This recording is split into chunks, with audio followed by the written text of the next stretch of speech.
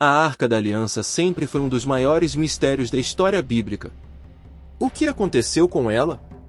Onde está agora? E, mais intrigante ainda, por que ela desapareceu? No podcast Inteligência Limitada, Daniel Lopes trouxe uma visão fascinante sobre esse enigma, levantando teorias que envolvem desde relatos bíblicos até possíveis conexões com armas de destruição em massa. Será que a arca era apenas um artefato sagrado ou um equipamento com poderes além da nossa compreensão? Outros dizem que já tá lá em Jerusalém. Onde tá é difícil saber, né? Agora, a pergunta é por que esconderam? E qual é o Por que lance dela? sumiu? Sumiu só porque roubaram? É. Eu acho que não roubaram, não. A Arca da Aliança, ela aparece no livro do Apocalipse. A Árvore da Vida aparece, a Arca da Aliança aparece. Por em que isso, momento? eu não lembro em qual capítulo que é, Mas sobre o quê? Falando o quê? Falando ali na hora que mostra Jesus glorificado e tal, e fala ali estava a Arca da Aliança, você fala, então a Arca da Aliança não foi destruída. Ela tá aí ainda e vai ser usada ainda. A Arca da Aliança, onde estava... O templo, né? Não, dentro dela os mandamentos... Ali tinha 4 coisas dentro dela. Tinha as tábuas da lei, que Moisés recebeu, que era um negócio meio alienígena também.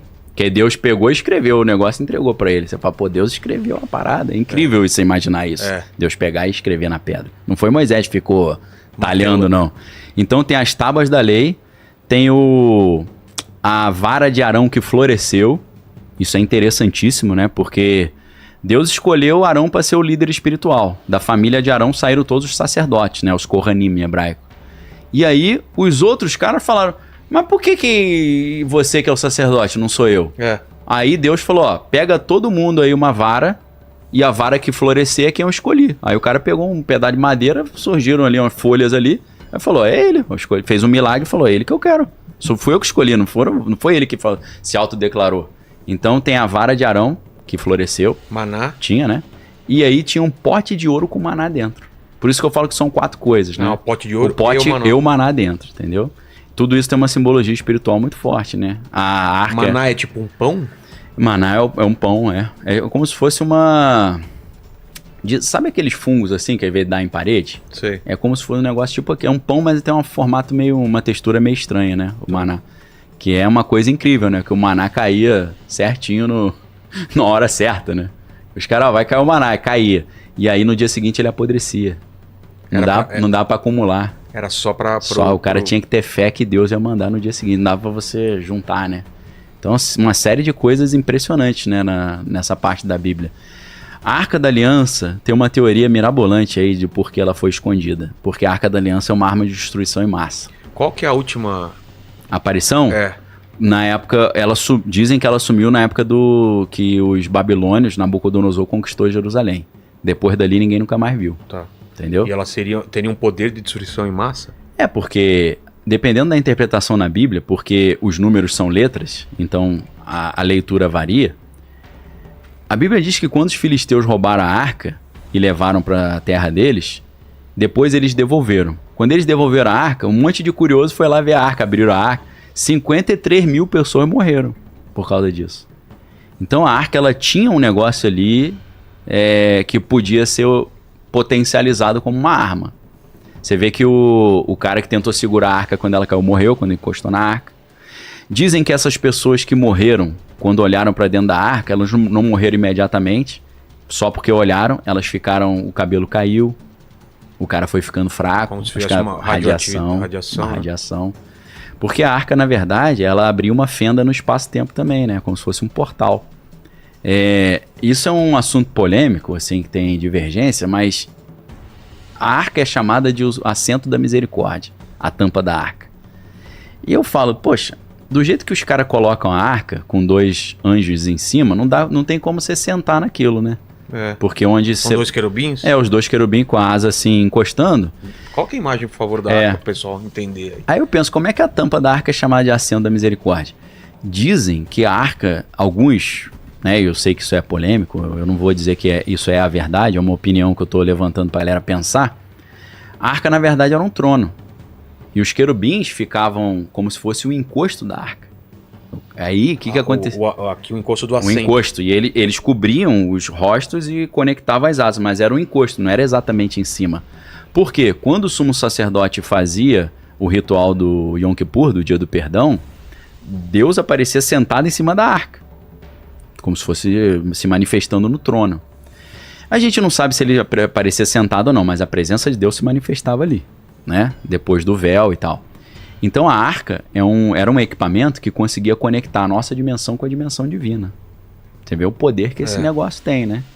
Então... Falando em filme, o Caçador da Arca Perdida, quando eles abrem a Exato, arca, Indiana Jones, os Caçadores da Arca Perdida. Esse aí é sensacional, né? É clássico, né? Lá em casa... ali pra tu sentar ali não tem como, então, né? aí seria segundo a descrição na Bíblia, os caras fizeram de como seria isso? Não, alguns caras acham que ela seria uma estrutura que daria pra sentar em cima.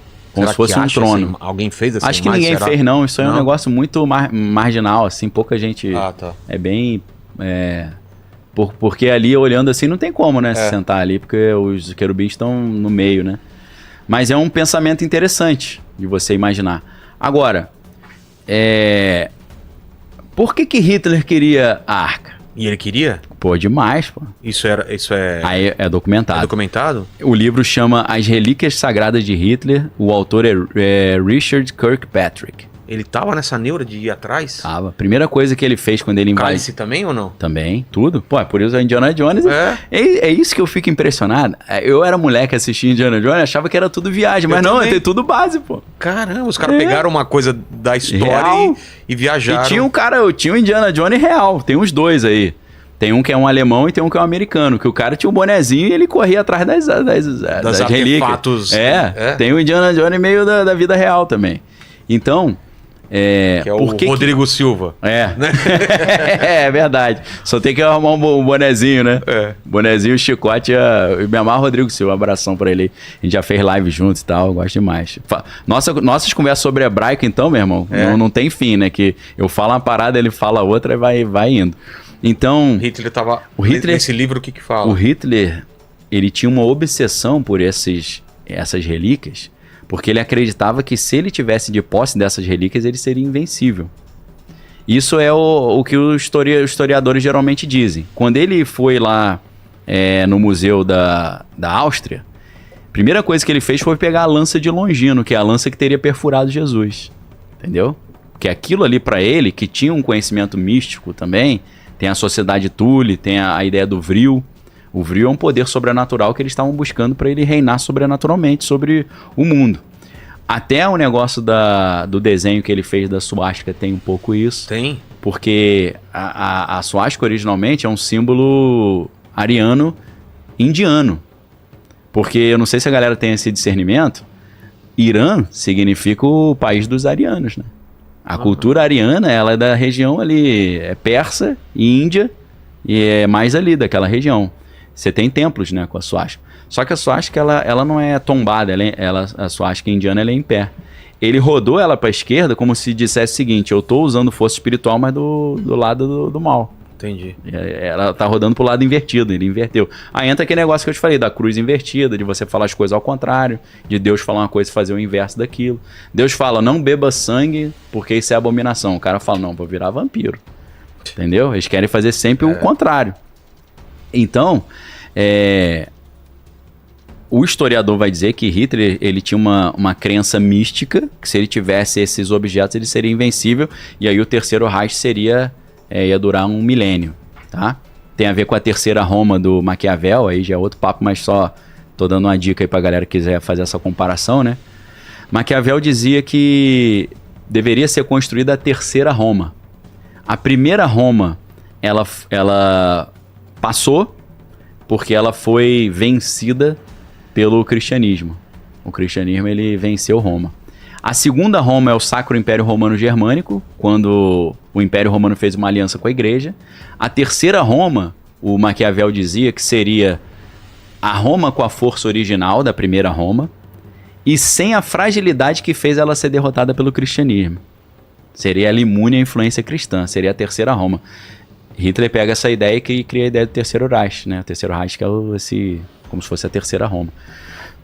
A Arca da Aliança, então, eu acho que se cai na mão errada e o cara sabe operar essa máquina, o cara domina o mundo mesmo. É como se fosse um equipamento que você consegue, usando para o mal, dominar um poder quase que invencível. Então aí o que Deus faz, na minha opinião? Ele esconde ela, porque ela na mão errada, meu amigo, ia dar um BO violento. Aí tem um cara chamado Chris Thomas, que é um inglês doidaço, que ele trouxe uma teoria que é boa para um filme. Então tem o asterisco de conteúdo altamente especulativo, que ele diz que um grupo de alienígenas veio para o planeta Terra e chegou aqui mais ou menos na época lá de 1776. Por que 1776? Porque no dia 1º de maio de 1776 foi quando Adam Weishaupt criou os Illuminati, a Ordem dos Iluminados da Bavária, né? Que era tipo uma super maçonaria para dominar o mundo e criar uma ordem mundial nova. Ele não conseguiu fazer porque caiu um raio no emissário dele lá quando estava levando o plano. Aí todo mundo ficou sabendo do plano e prenderam todo mundo. Só que desse pessoal se refugiou na França. E na França eles criaram a Liga dos Homens Justos. E com a Liga dos Homens Justos eles conseguiram fazer depois a Revolução Francesa. Não é por acaso que você vê os Iluminados e o Iluminismo. Tem um vínculo aí. E a proposta do Iluminismo, pelo menos da Revolução Francesa de 1789, era a mesma. Derrubar o antigo regime das monarquias europeias e criar um novo regime. Uma nova ordem, né? Então, o Chris Thomas, ele vai dizer que esses alienígenas, que a gente pode interpretar como um anjo caído, eles chegaram no planeta Terra, porque eles foram libertos lá de onde eles estavam presos, e eles chegaram aqui e pensaram: como é que a gente poderia convencer a humanidade que fomos nós que criamos eles e nós somos deuses deles? Aí entra aquela teoria dos antigos astronautas, né? Dos Anunnaki, do Zachariah Sitchin, né? Do Erich von Däniken, lá eram os deuses astronautas, que inclusive do filme Prometeu, né? O Alien, que os alienígenas que nos criaram. E aí depois voltaram para continuar esses engenheiros, né? Esses engenheiros, engenharia genética. Então, segundo o Chris Thomas, isso eu tô reforçando que é uma teoria muito doida, mas vai falar sobre a Arca. Esses seres chegaram aqui e pensaram o seguinte: se a gente alterar os artefatos arqueológicos, a gente consegue convencer que fomos nós que criamos. Aí eles teriam adulterado os artefatos arqueológicos, criando lá aquelas tábuas lá de Marduk, não sei o que, dos sumérios. Porque ali diz que eles vieram aqui, pegaram os macacos e mudaram geneticamente, criaram os seres humanos para usar como escravo, para trabalhar para eles, né? Só que eles perceberam que eles mudaram os artefatos arqueológicos, mas eles não poderiam mudar os chamados registros acásticos. Você já ouviu falar nisso? Não. Registro acástico seria tudo que aconteceu tá registrado no mundo espiritual, num banco de dados, como se fosse numa cloud, uma nuvem, né? E para eles terem um domínio pleno, para convencer a humanidade e ninguém descobrir que isso é uma mentira, que foram eles que criaram a humanidade e não Deus, eles teriam que, além de alterar o registro arqueológico, alterar o registro acástico. Mas a única coisa que permite alterar o registro acástico é a Arca da Aliança. Nossa, que doideira. Entendeu? Aí Deus sumiu com a Arca para os caras não conseguirem alterar o registro acástico. É muita maluquice, mas eu tô jogando a ideia de que a Arca, se o cara souber mexer naquilo, seria um conhecimento muito refinado, ele poderia dominar o mundo com aquilo. Talvez fosse por isso que Hitler estava atrás da Arca. Porque ele sabia mexer nela de um jeito que ele ia controlar a mente das pessoas todas. Lembra um pouco aquele filme do Denzel Washington lá, que ele era cego, né? Como é que é o nome daquele filme? Sei. Esqueci o nome do filme aí. É o Livro de Eli. O Livro de Eli. O Livro de Eli. Que o cara quem tivesse a Bíblia ia dominar. O que sabemos da Arca da Aliança é que sua importância transcende o tempo e desperta a curiosidade de estudiosos, teólogos e até líderes mundiais. Deixe seu comentário aqui embaixo. O que você acha que realmente aconteceu com a Arca da Aliança? Se você chegou até aqui, se inscreva, curta, compartilhe e registre sua opinião nos comentários. Sua participação é muito importante para continuarmos trazendo assuntos interessantes como este.